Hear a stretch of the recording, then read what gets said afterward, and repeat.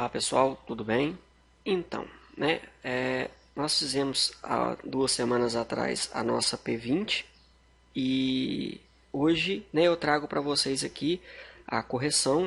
A nossa tutora ela corrigiu a prova, já lançou as notas lá no sistema aula, então agora eu venho trazer para vocês essa correção comentada a respeito dessa nossa P21.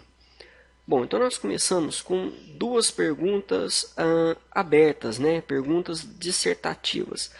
A primeira delas, pessoal, comente a frase, o computador é uma ferramenta cognitiva, ou seja, assim como qualquer material didático, é apenas um meio, palavras de Soares em 2000. Então era hora vocês comentarem essa frase. Bom, qualquer resposta no sentido que você utiliza o computador hoje em dia, simplesmente como mais um meio dentre todos os outros meios didáticos que você tem. Ele não é o caminho. Então não existe, vamos colocar uma criança num computador e ela vai por si só aprender ou ela só vai aprender ali. Não. Na verdade, assim como qualquer outro meio, se você entregar um livro para uma criança, ela não vai por si só aprender. Aquilo ali é um meio de aprendizagem. Se você coloca ela numa aula interativa num computador, ela não vai aprender por si só. Aquilo é um meio de ensino. Então, qualquer resposta que versasse a esse sentido foi considerado correto. Bom, na questão 2, nós falamos da educação à distância. A utilização da tecnologia como didática altera os papéis tradicionais do aluno e do professor. Qual que é o papel tradicional, então, de aluno e professor? Nós entendemos que o papel tradicional é o professor ali na frente, num patamar mais alto, no nível de conhecimento, em qualquer coisa, e os alunos num patamar mais abaixo ou num outro sentido da sala, que é no sentido de que só ouve aquilo que o professor fala. Isso é o que a gente considera papel tradicional da educação. E quando a gente fala que na educação à distância, pelo fato de se utilizar recursos tecnológicos, se altera esse papel, porque você já não tem mais o professor como uma figura centralizada ou centralizadora do conhecimento. Você tem o professor como um mediador do conhecimento. E a própria pessoa, o próprio aluno, ele busca o seu conhecimento, ele procura entender melhor e utiliza os recursos tecnológicos. Isso fica muito claro para nós. Não que a gente está falando que nós vivemos um período em AD, mas quando nós falamos num período de pandemia, de um ensino remoto, acaba que é uma educação à distância, porque você tem pessoas separadas, mas não é uma educação EAD, ou esse formato EAD que nós conhecemos, que é praticado no nosso país aí, e na nossa disciplina, inclusive. Então, quando a gente fala em ensino remoto, há uma diferença. É uma educação à distância porque as pessoas estão distanciadas, mas não é isso que a gente fala de EAD. Bom, então, essa educação à distância, ela altera sim, porque o professor passa a ser então apenas um mediador do conhecimento, é aquele que apenas ele passa o conhecimento ali para o aluno, ele posta o conhecimento, o aluno por si só vai lá, busca, aprende aquilo ali, se ele quer buscar mais, ele aprende, e por isso o professor é apenas um mediador. Bom, qualquer resposta nesse sentido também foi considerado válido. Bom, então vamos para 3. Não há dúvidas que as tecnologias da informação e comunicação, as famosas TICs, estão cada vez mais presentes em nossas vidas e, claro, também na escola. Porém, ao imaginarmos que em nossa escola, por exemplo, temos um ótimo laboratório de informática com pedagogos, não devemos acreditar que apenas por esta razão o processo de aprendizagem obterá sucesso afinal. Por quê? Tal laboratório poderá deixar de funcionar se houver um problema com a energia elétrica, por exemplo? Não. Será necessário que a conexão seja rápida para que os alunos não percam muito tempo e isso acabe prejudicando as aulas normais? Não. Dependerá da boa vontade dos alunos aprender e não apenas ficarem se divertindo nos computadores como é de costume? Não. Devemos valorizar apenas as novas tecnologias? Também não. E o reencantamento, enfim, não reside principalmente nas tecnologias cada vez mais sedutoras, mas em nós mesmos, na capacidade em tornarmos pessoas plenas no mundo em grandes mudanças. Essa é a nossa resposta correta, então. Bom, dando sequência aqui, nós temos a questão 4. E ela fala que a LDB, que é a Lei de Diretrizes e Bases da Educação, em especial nos seus artigos 80 e 87, reconhece a educação à distância e a partir de aí se intensificam os cursos nos vários níveis. Então, nesse sentido, se houvesse interesse da equipe pedagógica de discutir essa temática com os professores, seria necessário, em primeiro lugar, esclarecer que estamos iniciando a EAD no Brasil. Já essa modalidade depende de recursos virtuais para se estabelecer? Não, na verdade não, e a gente viu lá no nosso material que lá no início do século, com o ensino à correspondência, você já tinha o ensino à distância, né? Então não necessita. Estamos na terceira fase do EAD no Brasil com a utilização da internet, e ela iniciou-se através da educação por correspondência e em uma segunda fase através da TV? Sim. E vamos ver as outras. Esta é a segunda fase da modalidade no país, pois não podemos considerar experiências com TV e vídeo como telecurso segundo grau nos anos 80 como EAD. Não, errado. É considerado sim.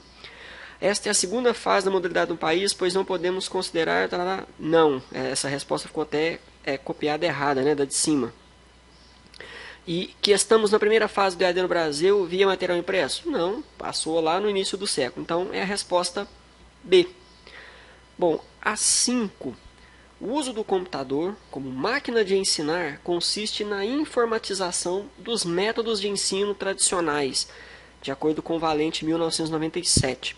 A teoria da aprendizagem que melhor expressa a ideia do computador como máquina de ensinar é o instrucionismo, que é a pessoa ir fazendo, através das instruções que ela vai recebendo, ela vai fazendo o seu conhecimento através do computador, auxiliando ele. E quando a pessoa descobre isso por si só, ele vai construindo o seu conhecimento, e aí é o seu construtivismo. Então o computador como uma máquina de ensinar, apenas os dois ali passam conhecimento, a pessoa vai e faz. Passa isso, a pessoa faz, é o instrucionismo. Bom, para Levi, 2010, o hipertexto é uma tecnologia da inteligência e, ao navegar na internet, podemos acessar ambientes e conteúdos virtuais como recursos tecnológicos e serviços de aprendizagem. A respeito do suporte informático, o hipertexto, não é correto afirmar que o hipertexto constitui uma rede de interfaces? É e não é. O hipertexto apresenta... A respeito do suposto informático hipertexto, não é correto afirmar. Ele é uma rede de interface? Sim. Ele apresenta interface de leitura linear? Não. O hipertexto cria possibilidade de pesquisa por palavras-chave? Sim. O hipertexto é um ambiente de consulta com interface amigável? Sim. E o hipertexto possibilita a visualização gráfica de mapas interativos? Sim. Por que ele não é uma interface de leitura linear? Uma interface de leitura linear é como se fosse um livro onde você vai lendo um capítulo após o outro, parágrafo após parágrafo, numa leitura totalmente linear. Já um hipertexto, como você pode clicar, então você está lendo aqui, você clica numa palavra ali que está com um hiperlink e você é direcionado para um outro texto referente àquilo ali, ou para um link que vai abrir outra coisa, e por aí afora. Então não é uma leitura com interface linear. Bom, a 7. Segundo Libânio, 2011, ao contrário, pois, do que alguns pensam, existe lugar para a escola na sociedade tecnológica e da informação, porque ela tem um papel que nenhuma outra instância cumpre.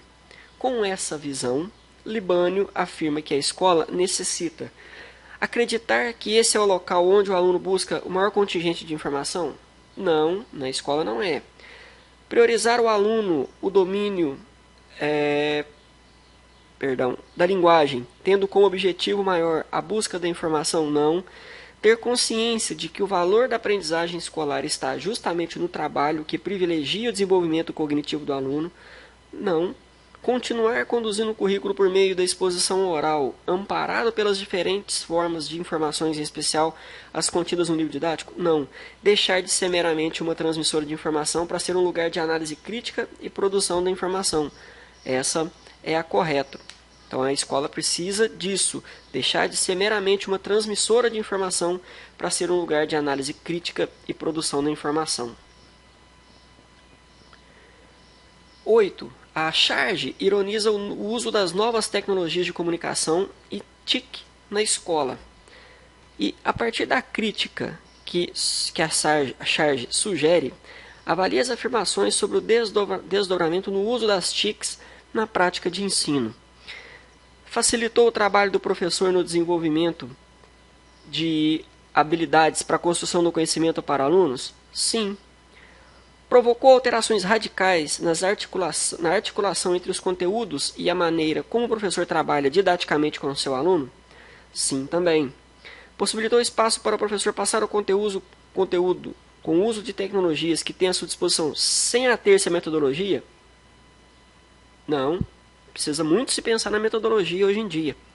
Por isso se criou vários termos, inclusive a metodologia ativa.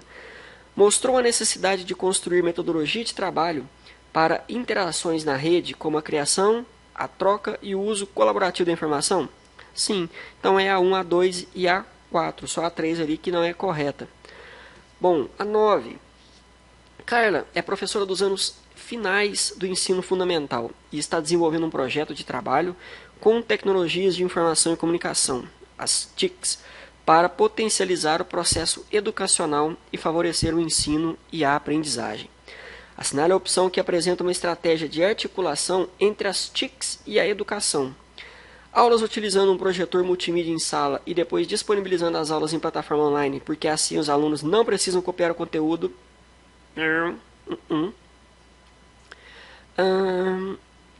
Utilização do laboratório de informática para games e jogos online? Também não. WebQuest, ou uma ferramenta de demanda na web, isso é, uma atividade orientada para pesquisa por meio de recursos da internet, potencializando o aprendizado do aluno? Sim. Aulas de informática que ensinem os alunos os processos de edição de texto, imagens e vídeos, instrumentalizando-os para a inserção no mercado de trabalho? E videoaulas em que os estudantes poderão assistir diferentes conteúdos de seu interesse? Também não. Então essa resposta é a C. E a nossa última aqui, segundo Andrea Ramal, na cultura digital ocorrem mudanças que exigirão repensar alguns dos elementos básicos na escola, tais como os currículos, pois a linearidade dará lugar ao hipertextual, ao móvel, ao flexível, à contínua produção e à negociação de sentidos? Sim. Os saberes enciclopédicos serão o foco? Não. Né? Já passou essa questão de você saber ter uma enciclopédia em casa e saber só o que está ali dentro ali daquela enciclopédia e achar que aquilo é a sua fonte de conhecimento, tendo em vista sua memorização e posterior uso social. Não. O professor deverá definir os discursos possíveis no espaço escolar, restringindo as possibilidades de diálogo. E a definição dos saberes organizados em sequências pré-determinadas pelos docentes será imprescindível para a aprendizagem escolar? Também não. Isso tudo vai de contra aquilo que a gente fala sobre as novas práticas escolares que estão por aí. Bom, pessoal, essa aí foi a nossa prova, né? Então, espero que vocês tenham ido bem. Qualquer dúvida, entre em contato aí, deixe uma mensagem, deixe que a gente tem alguma